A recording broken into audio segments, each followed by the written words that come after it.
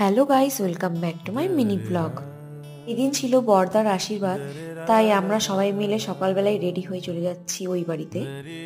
আমরা গিয়ে দেখছি যে মেয়ের বাড়ির লোকজনেরাও সবাই চলে এসেছে। এখানে বর্দাকেও ডাকা হলো আশীর্বাদের জন্য। বর্দা ওখানে গিয়ে বসলো যেখানে বর্দাকে আশীর্বাদ করা হবে। বৌমনির বাবা মানে বর্দার শ্বশুর মশাই প্রথমে আশীর্বাদ করলো বর্দাকে।